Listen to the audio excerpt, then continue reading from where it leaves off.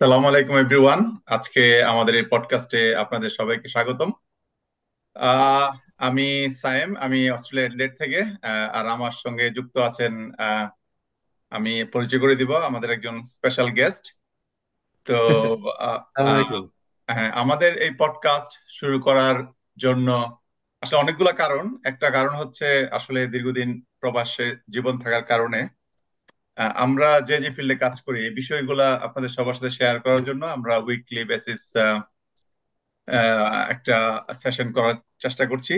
তো আজকে আমাদের এই প্রথম সেশন।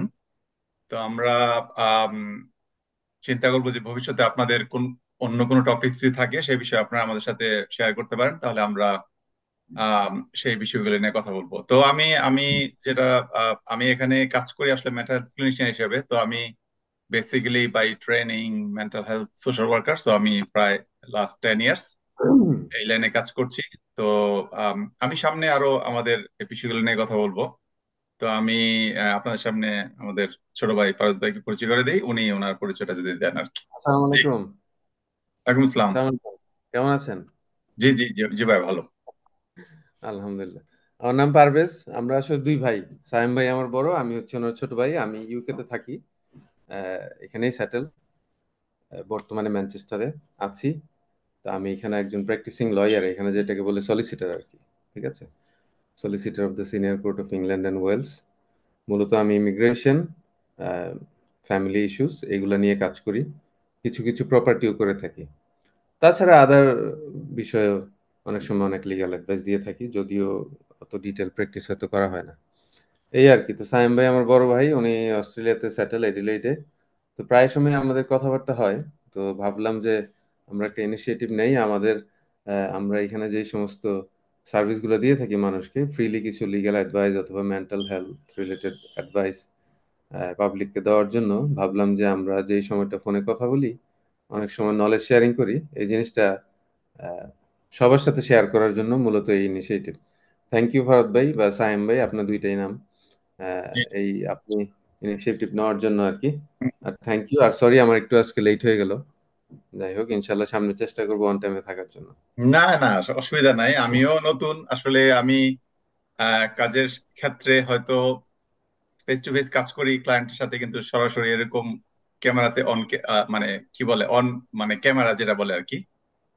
জি। আমি এখনো বুঝতেছি না যে আসলে কিভাবে বলতে হবে। আশা করি আমরা সামনে আরো ইমপ্রুভ করতে পারবো এই বিষয়গুলা। তো পারভেজ, আমি আম, যেটা আসলে আমার জানার ইচ্ছা তোমার কাজের জি। পরিসরে। তো তুমি জি। বললা যে তুমি সলিসিটার, এবং অনেকগুলো বিষয় জি। তুমি বললা, যেমন ইমিগ্রেশন, তারপরে আরো ফ্যামিলি ইস্যুস, প্রপার্টিজ, অনেকগুলো বিষয় তুমি করো, প্রসেস জি। করো। তো তোমার যে ক্যাপাসিটি একটু জাস্ট মানে সবার জন্য আর কি ক্লিয়ার করার জন্য, মানে সলিসিটর এন্ড ব্যারিস্টার এটা দুইটার মধ্যে মানে পার্থক্য কি, বা এটা মানে এই যে আমাদের জন্য আমরা যারা। কাজের ক্ষেত্রে মূলত পার্থক্যটা হয় কাজের ক্ষেত্রে। জি জি। ঠিক আছে? এখানে যেমন সলিসিটাররা হচ্ছে, বাংলাদেশের এক্সাম্পল দিয়ে বলি, যেহেতু আমরা বাংলাদেশ থেকে সবাই মাইগ্রেন্ট হয়ে এসেছি। বাংলাদেশে কি হয়, কোর্টে যিনি মুভ করেন, জাজের সামনে যিনি আহ, তার ক্লায়েন্টকে উপস্থাপন করেন, আবার সরাসরি তিনি ফিল্ডে ক্লায়েন্ট দেখেন। ঠিক আছে? ওনার অফিসে বসে ক্লায়েন্ট দেখেন। ঠিক আছে? কিন্তু এইখানে কাজের চাপ এত বেশি, যার কারণে দুইটা কাজ আলাদা হয়ে যায়। ফর এক্সাম্পল, আমি যদি অফিসে ক্লায়েন্ট দেখি, সেদিন জি তো জি। আমি কোর্টে যেতে পারবো না। ঠিক না? আমাদের আচ্ছা আচ্ছা। অফিসের কাজের ঝামেলা এত বেশি থাকে যে কোর্টে গেলে আপনার সারাদিন অফিসের কাজগুলো বন্ধ থাকবে, আপনি ক্লায়েন্টকে দেখতে পারবেন না। ঠিক আছে? হম হম। কোর্টের হিয়ারিংটা তো একটা নির্দিষ্ট সময়ে হয়, যে একটা কেস একটা পর্যায়ে আসার পরে তারপরে হয়তো একদিন বা দুই দিন জাজের সামনে হিয়ারিং হবে, কিন্তু হম। কেসটা প্রিপেয়ার করতে তো আপনার অনেক সময় দরকার। ফ্যাক্ট ফাইন্ডিং লাগে, তারপরে ক্লায়েন্টের সাথে ইন্টারভিউ লাগে, আদার এভিডেন্স কালেক্ট করতে হয়। তো এই কাজগুলা যারা করেন তাদেরকে বলা হয় সলিসিটার। আচ্ছা আচ্ছা। হম হম। আর সলিসিটার যখন কোর্ট থেকে যখন একটা ডেট ফিক্সড হয়, সেই ডেটে ওই কেসটাকে জাজের সামনে উপস্থাপন যিনি করেন তিনি হচ্ছেন ব্যারিস্টার। ও আচ্ছা আচ্ছা, বুঝতে পারছি। আচ্ছা যুক্তি আচ্ছা। তর্ক জাজের সামনে উপস্থাপন করা, দেখা যায় যারা ব্যারিস্টার তাদের কোর্টেই থাকা হয় সারাদিন। উনি ও। একটা বা দুইটা কেস উপস্থাপন করছে জাজের সামনে, আজকেও হুম। কালকেও, মানে সপ্তাহে 5 দিনই তারা এটা করে। তো সেই ক্ষেত্রে ব্যারিস্টাররা যদি আবার ক্লায়েন্ট দেখতে যায়, তখন তো আর তারা কোর্টে থাকতে পারতেছে না। তো এই জন্য কাজের সুবিধার ক্ষেত্রে এটা ভাগ করা আর কি। তবে যারা সলিসিটার তারাও কিন্তু, আমরাও আবার ব্যারিস্টার, মানে চাইলে ওই আপনার বার স্ট্যান্ডার্ড বোর্ডের মেম্বারশিপ নিয়ে হুম। সলিসিটর ব্যারিস্টার দুইটাই হয়। আবার ব্যারিস্টারও পাবলিক অ্যাক্সেসের জন্য তারা আবার অ্যাপ্লিকেশন করতে পারে তাদের বার স্ট্যান্ডার্ড বোর্ডে। অনেক সময় দেখা যায় যে কাজের পরিমাণ হয়তো বেশি নাই, তখন তারা পাবলিক অ্যাক্সেসের জন্য অ্যাপ্লিকেশন করে তারাও সলিসিটরের কাজ করতে পারে। এখন কিছুটা মার্জ হচ্ছে আর কি, কিন্তু আগে খুবই রেস্ট্রিক্টেড ছিল। ও আচ্ছা আচ্ছা, তার মানে আমার বোঝার জায়গাটা থেকে আমি যদি বলি যে চাইলে একজন সলিসিটর ব্যারিস্টারের জন্য মানে অবশ্যই। রেজিস্ট্রেশন নিতে পারে। ওটার জন্য কি অতিরিক্ত অবশ্যই। কোনো ট্রেনিং বা কোনো কিছু দরকার আছে নাকি, না এটা জাস্ট? শুধুমাত্র কয়েকটা কোর্ট হিয়ারিং এর পরেই অ্যাপ্লাই করা যায়। ও আচ্ছা এবার আচ্ছা আমি আচ্ছা। সামনে হয়তো আমি ইনশাল্লাহ অ্যাপ্লাই করবো আর কি, নিয়ে রাখবো যেহেতু কখনো কাজে লাগতে পারে সেই হিসাবে। ও আচ্ছা আচ্ছা, তাহলে তুমি চাইলে দুইটা ফিল্ডে কাজ করতে পারো চাইলে, সলিসিটর এন্ড ব্যারিস্টার। করা যায় জি, যদি আপনি সময় ম্যানেজ করতে পারেন। ও আচ্ছা আচ্ছা আচ্ছা আচ্ছা আচ্ছা। এখন অনেকে দেখা যায় সলিসিটর ব্যারিস্টার, বিশেষ করে বাংলাদেশি কমিউনিটিতে যারা আছে। হুম হুম আমাদের লন্ডনে প্রচুর বাংলাদেশি লয়ার, ম্যানচেস্টারে হুম অত বেশি বাংলাদেশি লয়ার নাই। হুম। লন্ডনে প্রচুর, তাদের বেশিরভাগই মেজরিটি বলা যায় সলিসিটর এন্ড ব্যারিস্টার নামের সাথে তারা লেখে, কারণ তারা আচ্ছা। সলিসিটর হুম হয়ে অফিসে কাজ করছেন। আবার হুম হুম হুম বাংলাদেশে একটা ট্রেন্ড আছে যে ব্যারিস্টার নাম লাগাতে হবে, হুম হুম। তো সেই জন্য তারা ওই মেম্বারশিপটাও নেয় আর কি। তো লেখা থাকে solicitor and barrister, which is দুইটা, আসলেই তারা দুইটা, সলিসিটর এবং ব্যারিস্টার। ও আচ্ছা আচ্ছা বাংলাদেশে তো সেটা ভাগ করা নাই, সবাই সুপ্রিম কোর্টের উকিল, উকিল আচ্ছা যেটাকে আচ্ছা। বলে। এবং এবং বাংলাদেশে বোধহয় ওদের অনেক সহকারী বা অ্যাসিস্ট্যান্ট অনেক থাকে, যার কারণে ওদের কাজটা অনেক সহজ। দেন তোমাদের হয়তো একজন রেজিস্ট্রারকে নিজেই সবকিছু করতে হয়, ফাইল হ্যাঁ, প্রিপেয়ার হ্যাঁ। করা মান্থলি। হুম হুম। হ্যাঁ। এটা জি। একটা ব্যাপার। তো তো যাই হোক, যেহেতু এটা প্রথম এপিসোড, আমি আসলে হয়তো সবকিছু মানে আপনি যদি আপনার ব্যাপারে বলেন একটু। আহ, হ্যাঁ ভাই, আমি আপনি আসবো তো আমি আছেন। আসবো আমি জাস্ট জি, তোমার জিনিসটা একটু আরেকটু, হয়তো একটা জি, এপিসোডে মানে দুইজনের ব্যাপার আমি আসবো আমার ইয়াতে।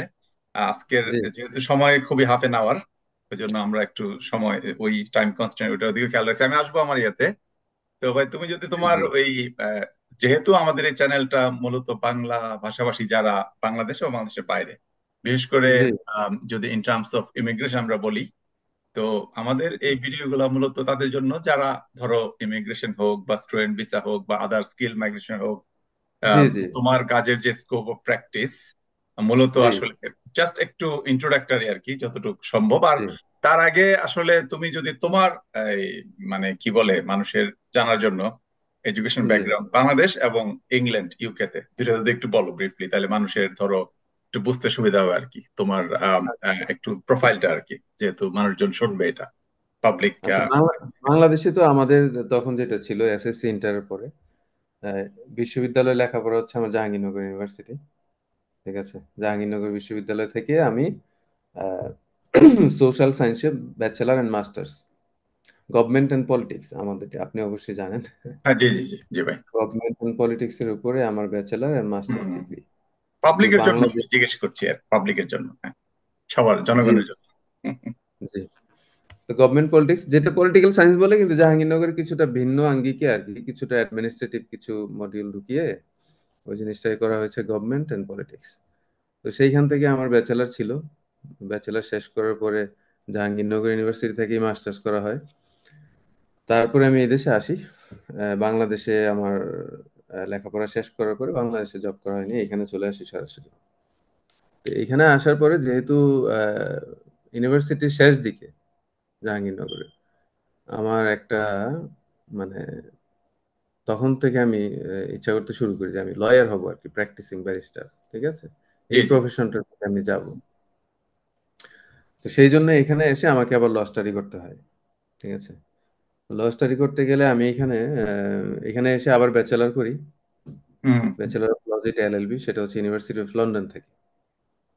বাংলাদেশ থেকে যারা এখানে ব্যারিস্টারি পড়তে আসেন তাদের অধিকাংশই, আপনি জানবেন যে তারা অধিকাংশই ইউনিভার্সিটি অফ লন্ডনের ল গ্রাজুয়েট আর কি। হ্যাঁ, জি তো জি জি। সেইভাবে আমিও ইউনিভার্সিটি অফ লন্ডন থেকে এলএলবি করি।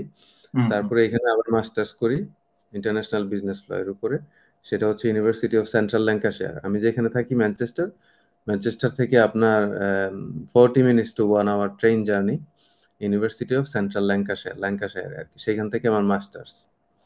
তারপরে মাঝখানে আমার আরেকটা ডিগ্রি করা হয় জিডিএল। হ্যাঁ, হুম। ফাইনালি এলপিসি করে আমি সলিসিটর হই আর কি। এলপিসি করি হচ্ছে আবার ম্যানচেস্টার মেট্রোপলিটন ইউনিভার্সিটি থেকে। সেটা একবারই ম্যানচেস্টার সিটি সেন্টারের ঠিকই একদমই প্রাণকেন্দ্রে আর কি। ম্যানচেস্টার ইউনিভার্সিটি আর ম্যানচেস্টার মেট্রোপলিটন দুইটা একেবারেই পাশাপাশি। আমি হচ্ছে ম্যানচেস্টার মেট্রোপলিটন থেকে এলপিসি করি। এলপিসি করার পরে আমাদের ব্রিটিশ বাংলাদেশি একটা সলিসিটর ফার্ম আছে, সেটার নাম হচ্ছে উইলডেন লিগ্যাল সলিসিটর।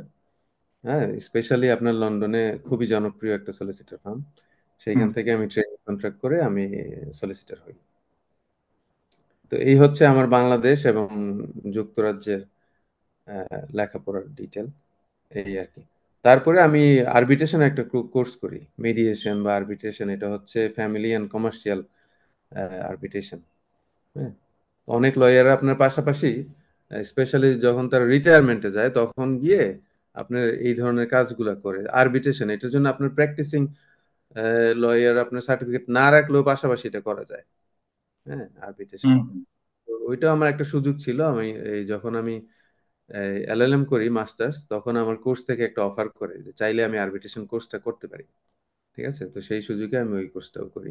তো হয়তো বা রিটায়ারমেন্টে গেলে বা কখনো আরবিট্রেশন নিয়ে মানে মিডিয়েশনের কাজগুলো করা যেতে পারে আর কি, এরকম একটা চিন্তা ভাবনা। আচ্ছা আচ্ছা, না যাক ভাই, অনেক ধন্যবাদ। আমি তো জানি, তারপরও আমি জাস্ট, যেহেতু আমরা এই ভিডিওটা করতেছি মূলত সাধারণ মানুষের জন্য, যারা ধরো আমাদেরকে সামনে জি, দেখবে বা শুনবে, যেহেতু আমরা লাইভ করতেছি না এখন জুম, সামনে হয়তো আমরা লাইভ ইউটিউব বা ফেসবুকে আসবো, বাট এখন যেহেতু এটা অফলাইন, মানে আমি বলতেছি লাইভ না, সেই জন্য জাস্ট রেকর্ড। আর কি মানুষের জানা রেকর্ডেড। হ্যাঁ হ্যাঁ, এই জন্য। তো যাই হোক, আমরা সামনে আসবো। তুমি তোমার মানে স্কোপ অফ প্র্যাকটিসে তুমি কিভাবে, তোমার ইন্টারেস্ট, তুমি বললা যে যে যে এরিয়াগুলো তুমি কাজ করো, এবং সামনে কিভাবে যারা ইংল্যান্ড এবং ধরো ইউরোপের অন্যান্য দেশে যারা আছে, বা ইভেন মিডল ইস্টার্ন যে কান্ট্রিগুলোতে আমাদের রেমিটেন্স যোদ্ধা আমরা যাদেরকে বলি, ওনারা অনেকেই আসলে, বা দুবাই তুমি ভিজিট করছো, ওখানে যে অনেকেই চিন্তা ভাবনা করে যে মাইগ্রেশন, আইদার স্টুডেন্ট ভিসা, জি, স্পাউস বা মাইগ্রেশন। জি, তো এই বিষয়গুলো নিয়ে আমাদের সামনের যেই ব্লগ গুলা বা এপিসোড গুলাতে আমরা অবশ্যই আলোচনা করব। তো যাই হোক, আমি আমার সম্বন্ধে একটু বলি। আমি তো জি তোমার কাছ ভাইয়া থেকে প্লিজ। শুনলাম। হ্যাঁ হ্যাঁ, আমি বাংলাদেশে পড়াশোনা, এবং তো আমি মূলত ইন্টারমিডিয়েট ভিক্টোরিয়া কলেজ থেকে, তারপরে চিরাং ভার্সিটিতে আমার অনার্স এন্ড মাস্টার্স ছিল ফিজিক্সে। তো এক সময় আমরা যখন পড়ি আর কি ফিজিক্স, সত্যি কথা বলতে সেই 95 96 ওই সময়টাতে আর কি, জি, ওই সময় অত এখন যেরকম ধরো ফার্মেসি, মাইক্রোবায়োলজি বা আরো অন্যান্য সাবজেক্ট, বায়োকেমিস্ট্রি, এগুলো ছিল না। তো মূলত দুইটা সাবজেক্ট, ফিজিক্স আর ইংলিশ, এই দুইটা সাবজেক্ট ওই সময় আসলে একটু ডিফিকাল্ট ছিল আর কি। সবাই আচ্ছা আচ্ছা, দেখতাম যে আমাদের বন্ধু বান্ধবরা ওরা খুব মজা করতেছে, কিন্তু আমরা জাস্ট অনলি ধরো হয়তো কন্টিনিউ করার জন্য, মানে উইদাউট জি। এনি ইয়ে আর কি, ড্রপ আউট বা ওইরকম অনেক ইয়ে। আর ফিজিক্স বলতে কি, আমি আসলে সত্যি কথা বলতে ইয়ে নাই, না বুঝেই পড়ছি। প্রতিটা জিনিসের জি। কিন্তু একটা ফিজিক্যাল সিগনিফিকেন্স আপনি আছে। একবার ঈদের দিন বাসায় আসতে পারেন নাই, মানে হ্যাঁ, পরীক্ষা ছিল। জি জি জি জি জি জি, হ্যাঁ পরীক্ষা ছিল, সত্যি অনার্স এর ফাইনাল পরীক্ষা ছিল। হ্যাঁ, তুমি আর আব্বা গেছিল যে, হ্যাঁ মনে আছে। জি, তো আমার যেটা আক্ষেপ আর কি, সত্যি কথা, ফিজিক্স আমি পড়ছি সত্যি ওই সময়ে আসলে, কিন্তু ওই বিষয় এগুলার মানে তোমার ইমপ্লিমেন্ট করা বাস্তব জীবনে, এটা কিন্তু মানে একটু খুবই, মানে আমি জানি না সত্যি কথা এখন, যেটা আমার মনে হয়, আমি এখনো রাত্রিবেলা স্বপ্ন, যদি আমার কাজের প্রেশার থাকে, আমি এখনো রাত্রে স্বপ্ন দেখি যে আগামীকালকে আমার কোয়ান্টাম মেকানিক্স পরীক্ষা, মাস্টার্স এর, বুঝছো, যে আমার তো কোনো প্রিপারেশন নাই, নাইটমেয়ার। জি, তো জি, এটাকে বলে যে একটা ট্রমাটাইজ হওয়া, সত্যি কথা, এত জি। ডিফিকাল্ট। আর তুমি এত বড় বড় সূত্র ফিজিক্স এর। ইন্টারেস্টিং বটে ফিজিক্স। আমি মাঝে মাঝে বিভিন্ন ভিডিও দেখি, তো খুবই ইন্টারেস্টিং ফিজিক্সের বিষয়গুলা। হ্যাঁ হ্যাঁ হ্যাঁ, অবশ্যই। খুবই যেমন তুমি, ডিফিকাল্ট, খুব ডিফিকাল্ট, আবার বুঝতে পারলে খুব হ্যাঁ ইন্টারেস্টিং মনে হয়। অবশ্যই অবশ্যই। তো কোয়ান্টাম ফিজিক্স যে জিনিসটা, এটা তো অত্যন্ত ডিফিকাল্ট একটা ব্যাপার। আমি যতটুকু মানে ইউটিউবের ভিডিও দেখে দেখে আমার হুম কাছে যা হুম মনে হয়েছে, হুম হুম এক্সপ্লেন হুম, করা এবং এটা আন্ডারস্ট্যান্ডিং হওয়াটা খুবই কঠিন, কিন্তু অবশ্যই খুব অবশ্যই, ইন্টারেস্টিং। খুব ডিফিকাল্ট। এবং সত্যি কথা বলতে আমরা তখন শুধু পাশ করার জন্য পড়তাম আর কি, যে মুখস্থ করে করে অনেকটা, আমি জানি না দুই একজন কেউ কেউ হয়তো বুঝতো, বাট আমাদের স্যাররা চেষ্টা করতো এটা বোঝানোর জন্য, বাট আমার কাছে খুব ডিফিকাল্ট মনে হতো। তো আচ্ছা যাই হোক, তো মাস্টার্স শেষ করার পরে বাংলাদেশে আমি খুব অল্প সময় ছিলাম। তারপরে আমি 2000 কত 8-এ আমি ওই যে স্কিল মাইগ্রেন্ট আর কি, যেটা অস্ট্রেলিয়াতে এখনো জি আছে, আগেও ছিল। আর এটা তো শুরু হয়েছিল 2005-6 ওই সময়। এর আগে অস্ট্রেলিয়াতে মূলত স্টুডেন্ট বা ভিসা, মূলত পিএইচডি বা আন্ডারগ্রেড করার জন্য আসতো। এর জি বাইরে বাংলাদেশ থেকে স্কিল মাইগ্রেশন ছিল না। তো আমরা মোটামুটি প্রথম দিকের আর কি, সেই 2000 ধরো প্রসেস শুরু করি 7-8 আর কি, আর্লি 2008 আমি এখানে আসি। তো সেই হিসেবে প্রায় 16-17 বছর আমি অ্যাডিলেডি, সাউথ অস্ট্রেলিয়া। এখানে অস্ট্রেলিয়াতে যারা এখানে তুমি জানো বোধহয়, এখানে 6টা বা 7টা তোমার ডিফারেন্ট স্টেট। প্রভিন্স। হ্যাঁ, হ্যাঁ। আচ্ছা তো আমি সাউথ অস্ট্রেলিয়াতে অ্যাডিলেডে। তো যাই হোক, আমার ব্যাকগ্রাউন্ড ফিজিক্স যদিও। তো প্রথমে আসার পরে আহ, সত্যি কথা বলতে আমি পড়াশোনা করছি ফিজিক্সে, বাট আমি বললাম যে আমার আসলে অতটা ইন্টারেস্ট ছিল না যে এটার উপরে কাজ করার, যে কারণে আমি কাজের চেষ্টাও করি নাই, শিক্ষকতা বা অন্য যে রিলেভেন্ট ইয়েগুলো আছে। তো আমি এখানে আসার পরে আমি চিন্তা করলাম যে আসলে জি ডিফারেন্ট কি করা যায়। আচ্ছা তো যাই হোক, সেই চিন্তা থেকে, আর যেহেতু আমার একটা আছে, ধরো মানুষের হিউম্যান রাইট, সোশ্যাল জাস্টিস, এই বিষয়গুলো আমাকে সবসময় দিত, মানে ভাবাতো আর কি। তো সেই পরিপ্রেক্ষিতে যে চিন্তা করলাম যে আসলে কি ডিফারেন্ট কি করা যাচ্ছে। আমি সেই জন্য 2012-তে বোধহয় তোমার ওই যে সোশ্যাল ওয়ার্ক আর কি, সোশ্যাল ওয়ার্ক যেটা অ্যালাইড হেলথ, হ্যাঁ, তোমার যে যতগুলা ডিফারেন্ট ফিল্ড আছে, তো সোশ্যাল ওয়ার্ক একটা, যেমন like a psychologist, G speech pathologist বা ফিজিওথেরাপিস্ট। তো সোশ্যাল ওয়ার্কও তেমন একটা ফিল্ড। তো আমি ওইখানে আমি প্রথমে আন্ডারগ্রেড করি আবার, যদিও আমি মাস্টার্স করলে পারতাম 2 বছর, বাট আমি জাস্ট, যেহেতু আমি সায়েন্স ব্যাকগ্রাউন্ড, তো আমার ওই সোশ্যাল সায়েন্স বা তোমার সোশিওলজি বা সাইকোলজি জিনিসগুলো আসলে আমার অতটা ছিল না। তো যার কারণে আমি যে বলি, যেহেতু আমি ফুল টাইম কাজ করতেছিলাম এবং এক্সটার্নাল পড়াশোনা করা যায়, ওই জন্য আমি এই সোশ্যাল ওয়ার্ক করি। দেন আমার ইন্টারেস্ট, আমি তখন কাজ শুরু করি চাইল্ড প্রোটেকশনে আর কি। এটা করার পরে চাইল্ড প্রোটেকশন বাংলাদেশে যে এই কাজগুলো হয়তো আহ, হয়তো বেশিরভাগই এনজিওর মাধ্যমে, সরকারি চাইল্ড প্রোটেকশন আছে কিনা আমি জানি না। হয়তো আমি জানি যে সমাজ আছে, খুব সীমিত পরিসরে সম্ভবত। হ্যাঁ, পুলিশের কিছু কি বলে না, ভিকটিম সাপোর্ট, ও এই হ্যাঁ, ধরনের হ্যাঁ, কিছু ওইটা বাচ্চাদের জন্য আলাদা কিছু একটা থাকতে পারে, কিন্তু খুবই সীমিত পরিসরে। সীমিত সীমিত, বাট এই এখানে সমস্ত এটা খুবই জিনিস। স্ট্রং। এখানে এটা খুবই স্ট্রং, এটা তোমার প্রতিটা স্টেটে ওদের নিজস্ব চাইল্ড প্রোটেকশন অ্যাক্ট আছে আর কি। তো যাক, বিস্তারিত আমি সেই বিষয়গুলা আমি সামনে নিয়ে আসবো, যদি জাস্ট সবার কারো যদি জানার আগ্রহ থাকে। তারপরে আমি, আমার আগ্রহ আসলে মেন্টাল হেলথে আর কি। তো যেই কারণে আমি ওই চাইল্ড প্রোটেকশনে কাজ করার সময় থেকে আমি আরো অতিরিক্ত তোমার ওই মেন্টাল হেলথের উপর আমি পড়াশোনা শুরু করি। তো তোমার আমার ওই গ্রাজুয়েট সার্টিফিকেট ডেভেলপমেন্টাল ট্রমা, ওইটা যেহেতু আমি বাচ্চাদের নিয়ে কাজ করতাম, সেজন্য আমি জি করি অস্ট্রেলিয়ান চাইল্ডহুড ফাউন্ডেশন থেকে, ওই সময় 2000 কত 19-20 বোধ হয়। তারপরে আমি তোমার ওই মেন্টাল হেলথের উপরে আবার তোমার এই কন্টিনিউ করি পড়াশোনা, এবং মাস্টার্স অফ মেন্টাল হেলথ পরবর্তীতে আর কি, আরেকটা ইউনিভার্সিটি থেকে আমি 2000 তোমার 20-21 থেকে আমি আবার মেন্টাল হেলথে কাজ শুরু করি আর কি। তো আচ্ছা মূলত আমি এখন আহ, কাজ কাজ করতেছি কমিউনিটি মেন্টাল হেলথে, বাট আমি ধরো আর নেক্সট 2-3 মান্থের মধ্যে আমি প্রাইভেট প্র্যাকটিসে মুভ করব, মানে আমি গভর্নমেন্টে কাজ করব, পাশাপাশি প্রাইভেট প্র্যাকটিসে আমি জাস্ট তোমার মতো আর কি, তুমি যেরকম ওন প্র্যাকটিস এরকম শুরু জি করব। তো আমার একটা যেটা কারণ, সেটা হচ্ছে যে আসলে সত্যি কথা বলতে, তুমি যখন গভর্নমেন্ট পাবলিক সার্ভিসে কাজ করবা, অনেকগুলো ব্যারিয়ার থাকে, কনস্ট্রেন্ট থাকে তোমাকে। ওদের যে মডেল অফ কেয়ার বা সার্টেন ওদের যে পলিসিটার মধ্যে কাজ করতে হয়, তো এটা আসলে যেটা হয় যে আসলে, হ্যাঁ, হচ্ছে ভালো কাজ হচ্ছে অনেক, কিন্তু অনেক সময় দেখা যায় যে যে কাজটা আমি মনে করি যে এটা আমি ক্লায়েন্টকে ভালোভাবে সার্ভ করতে পারবো, তো অনেক সময় আসলে সত্যি কথা বলতে যারা একটু ভালো পারফর্ম করে বা আন্ডারস্ট্যান্ডিং বেটার, ওরা পাবলিক সার্ভিসে বলতে ডিফিকাল্ট একটু। আমি বলি না যে ওখানে কাজ হচ্ছে না বা ভালো লোকজন কাজ করে না, অবশ্যই করে, বাট যাদের কনফিডেন্স ভালো, ওরা প্রাইভেট সেক্টরে মানে ওন প্র্যাকটিসে ওরা মুভ করে আর কি। আচ্ছা তো আচ্ছা। সেই জন্য, জি, জি, তো সেই জন্যই আমার ইচ্ছা যে যে আমি ধরো মেন্টাল হেলথে আমি আম, ওই ওই কাজটা করবো আর কি। তো এখন যে ব্যাপারটা হচ্ছে আমাদের এই চ্যানেল বা যে বিষয়গুলা, তুমি যেমন তোমার লিগ্যাল ফিল্ডটা নিয়ে কথা বললা, যে সলিসিটেশন তুমি কোন কোন আম, বিষয়গুলো নিয়ে তুমি কাজ করতেছো বা তোমার আগ্রহ বা তোমার নলেজটা শেয়ার করা, ঠিক সিমিলারলি আমিও মেন্টাল জি হেলথ নিয়ে, আমি বাংলাদেশে তুমি যেটা আমরা জানি যে মেন্টাল হেলথ এটা আসলে একটা, আমার মনে হয় যে ওইভাবে এখনো অ্যাওয়ারনেস কম মানুষদের মধ্যে। জি জি মানসিক স্বাস্থ্য যে একটা, আসলে এটাও একটা ব্যাপার। ফিজিক্যাল হেলথ, ধরো মানুষের যদি জি কারো ধরো ডায়াবেটিস হয়, কথার কথা বাংলাদেশে, বা হার্টের ব্লাড প্রেশার, তাহলে দ্যাটস ওকে, এটা মানুষজন কোনো কিছু মনে করে না, এটা চিকিৎসা আছে, এটা একটা জি ট্রিটমেন্ট হবে, সবাই এটাকে অ্যাকসেপ্ট করে নেয়, টেবু না বা সোশ্যাল স্টিগমা না। কিন্তু তুমি দেখবা যে মেন্টাল, কেউ যদি মানসিক রোগী হয় বলবে যে পাগল।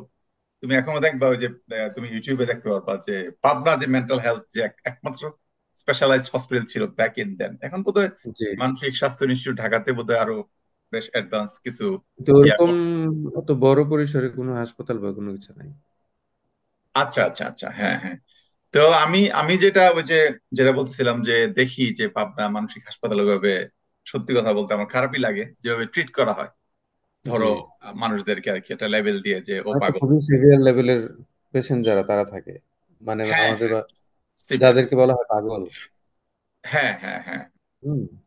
তো ওইটাই আর কি, তো আসলে সত্যি কথা বলতে হ্যাঁ, ঠিক আছে। তো আমি তো সাইকিয়াট্রিস্ট না বাই ট্রেনিং, ওকে ঠিক আছে, আমি সোশ্যাল ওয়ার্কার। তো মানে আমরা যেই আম, সত্যি মানে মেইন যে বেসিক ফ্রেমওয়ার্ক, ওইটা হচ্ছে যে পার্সন ইন দ্য এনভায়রনমেন্ট। একটা পরিবেশের মধ্যে মানুষ থাকলে আহ ধরো একটা চাইল্ড, তার ডেভেলপমেন্টটা ডিপেন্ড করবে ওই এনভায়রনমেন্টের মাধ্যমে। তার বাপ মা থেকে, তার যে ছোট সময় থেকে তার যে কেয়ারিং নিড গুলা, তুমি যদি ওগুলা ঠিকঠাক মতো ফুলফিল করো, তাহলে এটার রেজাল্ট দেন সামওয়ান এলস, মনে করো যার ওই নিড গুলা মিট হচ্ছে না, এটা কমপ্লিট ডিফারেন্ট হবে। বুঝছো তো? ডিফারেন্ট। হ্যাঁ, কমপ্লিট ডিফারেন্ট। এবং তোমার আমি এবং জাস্ট, ইম্প্যাক্টটা কি সবসময় থাকে? এটা একটা life long, yes, but you can recover if you want, doing some আচ্ছা সাপোর্ট, হ্যাঁ, অ্যাক্টিভিটিস। তো আমি আচ্ছা। জাস্ট বোঝার জন্য, আমি আবার বারবার বলি আমি জি সাইকিয়াট্রিস্ট না, বাট যেহেতু আমি mental health social worker, so ধরো আমার কিছু নলেজ, এডিশনাল ট্রেনিং এবং কাজের অভিজ্ঞতার ক্ষেত্রে আমার যে ধারণা, যেমন ধরো আম, আমরা, ইভেন আমিও প্রথম মনে করতাম, আমি যখন চাইল্ড প্রোটেকশনে ছিলাম, তো তখন দেখতাম যে আম, তো চাইল্ড প্রোটেকশন আমি একটা বলি যে 0 থেকে 18 ইয়ার্স, এটা হচ্ছে যে কোনো বাচ্চা যদি ধরো গভর্নমেন্ট কেয়ারে আসে, স্টেট কেয়ারে, তাহলে ওটা হচ্ছে টাইম ফ্রেম আর কি, লং টার্ম অর্ডার। তো আমি প্রথম চাকরি শুরুতে দেখতাম যে একটা বাচ্চা, ও ও ও সিস্টেমে মানে চাইল্ড কেয়ারে, চাইল্ড প্রোটেকশনে আসছে একদম 0 0 মান্থস ওল্ড, একদম আফটার বার্থ। নিবন। হ্যাঁ, একদম ইনফ্যান্ট নিউবর্ন রিমুভ আর কি, because of risk involved, harm and abuse. তো যাই হোক, তা আমি চিন্তা করতাম যে এই বাচ্চাটাকে তো আসলে একদম বার্থের পর পর মুভ করা হয়েছে, এবং সে অনেক, একটা চাইল্ড প্রোটেকশন, একটা ছেলে বা মেয়ে বা একটা চাইল্ড বাচ্চা থাকা মানে এখানে সবকিছু আছে, বুঝছো? তো ওর যা যা দরকার, একদম এনাফ কেয়ার, ওর সুন্দর বাসা, খাবার দাবার, কোনো কিছুর অভাব নাই, সবচেয়ে জি। বেটার স্কুলিং, তারপরে যত ধরনের তোমার সাপোর্ট লাগে, অ্যাক্টিভিটি, সবকিছু এরা এদের বেস্ট স্কুলে তারপরে তো পড়াশোনা। বাবা মার পরিবেশটা তো পায় না, এটা দরকার এটাই, তাই না? সেটাই তো যেটা হয়, আমি এগেনস্টে বলবো না যে চাইল্ড প্রোটেকশন খারাপ করতেছে, বাট যেটা হয়, তুমি যে কথাটা বললা এটা খুবই গুরুত্বপূর্ণ। হ্যাঁ, যে ফ্যামিলি এনভায়রনমেন্ট, বাবা জি। মার যে ধরো একটা মানে কেয়ার, এই জিনিসটা তো আসলে অন্য ধরো পেইড কেয়ার আর দেওয়া হয় না, তাই না? তো আমার তার থেকে জাস্ট ভালো একটা না যে ফস্টার কেয়ার দিয়ে দাও, মানে যেটা বাংলাদেশে বলে পালক বাবা মা। আমার ফস্টার, মনে হয় ফস্টার কেয়ারে ওইটাও আছে, বাট আলটিমেটলি ওইটাও পেইড, বুঝছো? আর তুমি যেটা বলছো যে অ্যাডপশন, পালক, ওইটা খুবই হ্যাঁ। লিমিটেড, এটা খুবই স্ট্রিক্ট, বুঝছো? এটা খুবই স্ট্রিক্ট, এটা ধরো অনেক লিগ্যাল প্রসেসের মধ্য দিয়ে তোমার জি। অ্যাপ্লাই করতে হয়, বাট এটা খুবই মানে নাম্বার খুবই কম আর কি, এই ইন দেশেও টার্মস, কিন্তু সেম, এটা খুবই ডিফিকাল্ট মানে কাউকে ডিফিকাল্ট। অ্যাডপ্ট করা। হ্যাঁ হ্যাঁ, অ্যাডপ্ট করা। হ্যাঁ, অনেকে ওই আমি দেখতাম যে আমাদের দেশে যুদ্ধের পরবর্তীতে বোধহয় কিছু, ওইটা একটা ডিফারেন্ট সিনারিও আমি যে, পার্সোনালি আমার একটা ক্লায়েন্ট ছিল, আমি নাম তো ডিসক্লোজ করব না।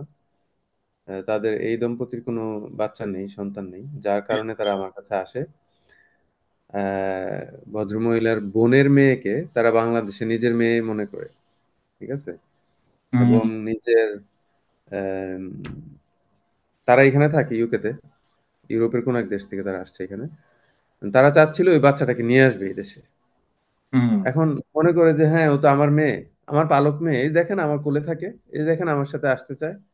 হুম ফোনে কথা বলাই দিল, ভিডিও কলে বলে বাবা তুমি কোথায়, কখন আসবা, মা তুমি কবে নিবা আমাকে, এরকম ব্যাপারটা। কিন্তু আসলে হুম। তো তারা তো তার বাবা মা না, না, ঠিক না? সেটাই। বাংলাদেশে কিন্তু চাইলাম আমি নিয়ে নিলাম একজনের বোনের ছেলেকে, এই ওকে ছোটবেলা দিয়ে দাও, দিয়ে দাও, হ্যাঁ, হুম হুম। হ্যাঁ ওই তুমি ওই জিনিসটা, ফ্যামিলিতে এখন থেকে।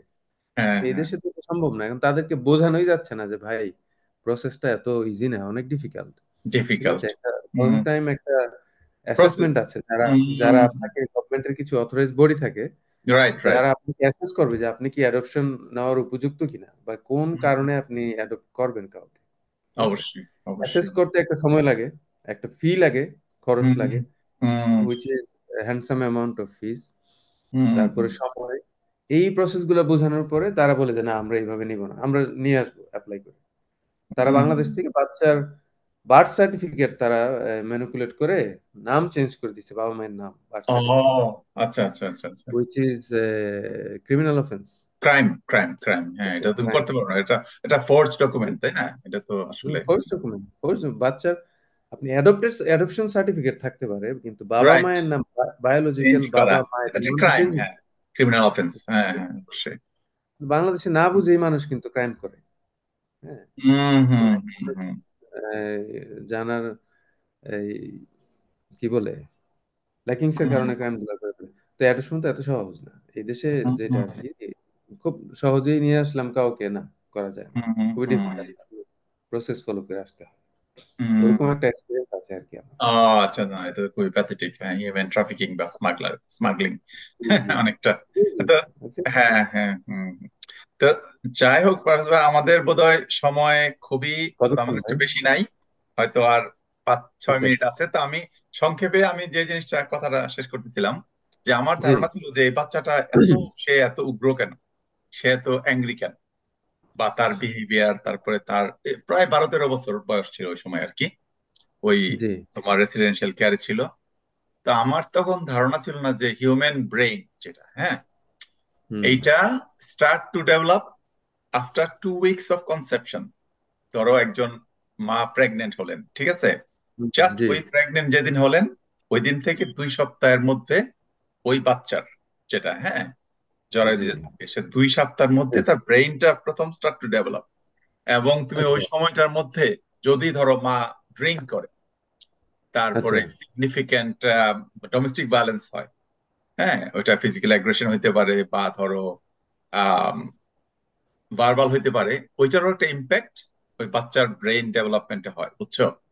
এবং আচ্ছা তুমি যতই মা মনে করো, তুমি যতই কেয়ার করো বা ইয়ে করো, বা সে যদি স্মোক করে, সে যদি ধর ড্রিঙ্ক করে, সে যদি ড্রাগস নেয়, তাহলে ওই তুমি জানবা যে ওই যে অ্যালকোহল ড্রিঙ্ক করে, তো একটা আছে যে ফ্যাটাল অ্যালকোহল সিনড্রোম, এরকম অনেক ধরনের ডিলে, ডিফরমেশন হইতে পারে আচ্ছা বাচ্চাদের, বুঝছো? ইভেন তুমি যদি ওই জাস্ট কি হলো, ভার্বাল এগ্রেশন, তারপরে ধরো ফিজিক্যাল অ্যাসল্ট বা ডোমেস্টিক ভায়োলেন্স, তো ওইটার ওইটার প্রত্যেকটা জিনিসের একটা ইম্প্যাক্ট ব্রেন, ওই নতুন যে বাচ্চাটা তোমার বড় হচ্ছে ওই হুম। আফটার 2 উইকস, এটা একটা ইম্প্যাক্ট। তো ধরো ওকে। চাইল্ড প্রোটেকশন তো বাচ্চাটাকে মুভ করলো ধরো জন্ম হওয়ার পরে, উইচ ইজ ধরো 10 মান্থ মায়ের পেটে হুম ছিল। হুম। তো দেখা যাচ্ছে যে হয়তো চাইল্ড প্রোটেকশন জানে যে এই বাচ্চাটাকে তারা মুভ করবে, কিন্তু জন্ম হওয়ার আগে তো করতে পারবে না, সে তার ওন জি। এনভায়রনমেন্ট আছে, এবং ওইটার একটা ইম্প্যাক্ট তোমার জন্ম হওয়ার পরে ওই বাচ্চার মধ্যে থাকে। তো দেখা গেল যে খুব বেশি তোমার দিন ওই, থাকে না হয়তো, মানে কি থাকে? হ্যাঁ হ্যাঁ হ্যাঁ, তো মনে করো যেমন নিউরো ডেভেলপমেন্টাল ডিলে হইতে পারে, তো ADHD, attention deficit hyper disorder, বা অটিজম স্পেকট্রাম, যেটা এখন নিউরো ডাইভার্সিটি সবাই বলে অটিজম, এটা খুবই কমন। আরো বিভিন্ন মেন্টাল হেলথ ইস্যু ওদের, মানে এক খুবই কমন, ধরো 80-90%। ইভেন আমি এখন যে ধরো কমিউনিটি মেন্টাল হেলথে কাজ করি, আমি ইউথ টিমে কাজ করি ধরো 16 থেকে 24, তো এখানেও আমি দেখি যে সত্যি কথা প্রত্যেকটা ইয়াং পিপল, এটা ছেলে জি। হোক মেয়ে হোক, হ্যাঁ, ধরো ওদের সুইসাইডাল আইডিয়েশন, সেলফ হার্ম, তারপরে সাইকোটিক সামটাইম, অ্যাংজাইটি, ডিপ্রেশন। এবং আমি দেখলাম আমার এক্সপিরিয়েন্স থেকে প্রত্যেকটা মানে ইয়াং পিপল, ওদের পোর অ্যাডভার্স চাইল্ডহুড এক্সপিরিয়েন্স, বুঝছো, সিগনিফিকেন্ট। আইদার আচ্ছা।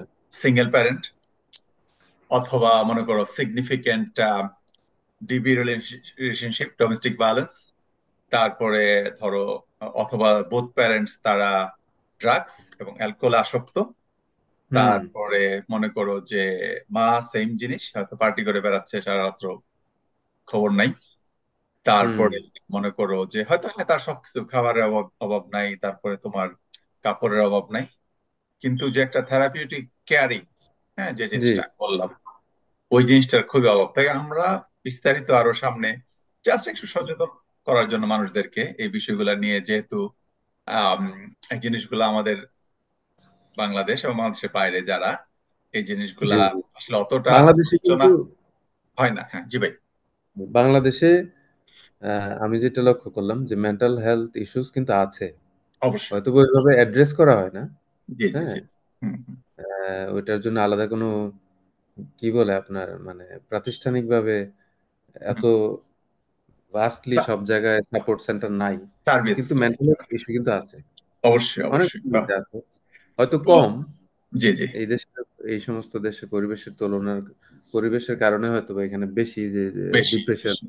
হুম। এই জাতীয় সমস্যাগুলো এখানে বেশি, ওগুলো হয়তো বাংলাদেশে হয় না, কিন্তু অন্যরকম সমস্যা যেটা কিছুটা না কিছুটা, স্পেশালি আমার মনে হয় ওই যে আপনার যেটা বললেন যে ফ্যামিলি ব্যাকগ্রাউন্ডের কারণে, হ্যাঁ হ্যাঁ। তারপর ওর চাই, হ্যাঁ। ছোটবেলা তোর বাবা মার কিরকম পরিবেশে ছিল, এটার কারণে মনে হয় বাংলাদেশে কিছু হচ্ছে। তা যাই হোক ভাই, আমাদের সময় খুবই কম, জাস্ট 1 মিনিটের মতো আছে। আমরা আরেকটা ব্লগ এখানে দেখা যাচ্ছে 5 মিনিটস রিমেইনিং। আহ আমার এখান থেকে আছে 38। আচ্ছা যাই হোক, তুমি হয়তো পরে গেছো, তো যাই হোক। ওকে। আচ্ছা, রিমেনিং 5 মিনিট, হ্যাঁ হ্যাঁ। তো যাই জি হোক, জি আমি সত্যি কথা বলতে তো আমার এটা আগ্রহ আর কি। তো আমার উদ্দেশ্য বা আমাদের উদ্দেশ্য, ধরো এটা মেন্টাল হেলথ হোক বা তোমার ধরো লিগ্যাল অ্যাডভাইস, লিগাল জনগণের ইস্যু। মধ্যে একটা সচেতনতা তৈরি করা। আমরা কোনো সলিউশন দিব না এখানে, বাট আমরা জি জাস্ট ব্যাপারটা কি হইতে পারে, বা জি। কারো যদি কোনো প্রশ্ন থাকে স্পেসিফিক, আমরা ওই টপিকস নিয়ে আলোচনা করতে পারি সামনের অফকোর্স, হ্যাঁ। ব্লগ গুলাতে। এবং জি। বললাম যে সামনে আমরা লাইভও করতে পারি, ফেসবুক, ইউটিউব বা অন্যভাবে, যেটা সম্ভব হয়। আমরা এখন খুবই এক্সপেরিমেন্টাল। সাপ্তাহিক ছুটি দিনে নিশ্চয়ই। জি জি জি, হ্যাঁ হ্যাঁ। হ্যাঁ হ্যাঁ। তো এটা আমরা যেটা এখন চিন্তা করতেছি যে এইটা জুম রেকর্ডিং, এটা আমরা আমাদের ইউটিউব চ্যানেল এবং তোমার ফেসবুক ইয়া থেকে এটা আপলোড করলে, দেন যদি আমরা পাবলিক রেসপন্স এবং কমেন্ট পাই যে ওনারা কোন কোন বিষয় নিয়ে, এটা ইমিগ্রেশন হোক বা মেন্টাল হেলথ হোক বা রিলেশনশিপ হোক বা চাইল্ড ডেভেলপমেন্ট হোক বা আদার ধরো সোশ্যাল ইস্যু গুলা, তা আমরা আমাদের জি জি। এক্সপিরিয়েন্স থেকে আমরা চেষ্টা করব ওই বিষয়গুলো নিয়ে। এর বাইরেও আমাদের কিছু সেট এজেন্ডা, ওগুলা সামনে আমরা নিজেরা আলোচনা করব আর কি। তো আমরা অ্যাওয়ারনেস তৈরি করা মানুষের মধ্যে। জি জি জি জি। তা আমরা ধরো এখন এই মুহূর্তে যেটা আমাদের ক্ষুদ্র চিন্তা, যে আমরা অন্তত সপ্তাহে একটা আর কি, যেহেতু আমাদের দুজনের কর্মব্যস্ততা, শনি রবি মোটামুটি আমাদের ইয়ে থাকে, তারপরেও অনেক কাজ ঘরের, উইকেন্ডের মধ্যেও। তো এর মধ্যে আমরা ওই ধরো 40 মিনিট, 45 মিনিট প্রতি উইকলি আর কি, জি আমাদের মতো করে আমরা ইনশাল্লাহ করার চেষ্টা করব। আর আমরা আশা করব যারা ধরো বাংলা ভাষাভাষী, বাংলাদেশে এবং বাংলাদেশের বাইরে যারা জি। আছেন, ওনারা যদি আমাদের এই আহ, এই রেকর্ডিং, জুম রেকর্ডিং, এই সেশন গুলাকে ওনারা যদি লাইক করেন বা শেয়ার করে দেন, এবং ওনাদের ভবিষ্যৎ ওনাদের ইন্টারেস্ট অনুযায়ী যদি ওনারা এই বিষয়গুলো নিয়ে আরো কথা বলতে চান, তাহলে ইনশাল্লাহ আমরা সামনে আহ, আলোচনা করব। ঠিক আছে পারভেজ, তুমি তোমার সমাপনী বক্তব্য দাও, তাহলে আমরা এটা কথা বলবো আর কি। জি, না থ্যাংক ইউ ভেরি মাচ আপনার গ্রেট ইনিশিয়েটিভের জন্য। আশা করি এটা আমাদের বাংলা ভাষাভাষী মানুষ যেখানেই আছে, আমরা চেষ্টা করব আমাদের নলেজ থেকে কিছু শেয়ার করার জন্য, যেগুলো আপনার মেন্টাল হেলথ রিলেটেড ইস্যুস, আমার আইন বিষয়ক কিছু পরামর্শ, মানুষের যদি কোনো কোশ্চেন থাকে কোশ্চেনগুলোর আনসার, হ্যাঁ, এগুলা দিয়ে আশা করি মানুষের এটা উপকারে লাগবে। এই আর কি।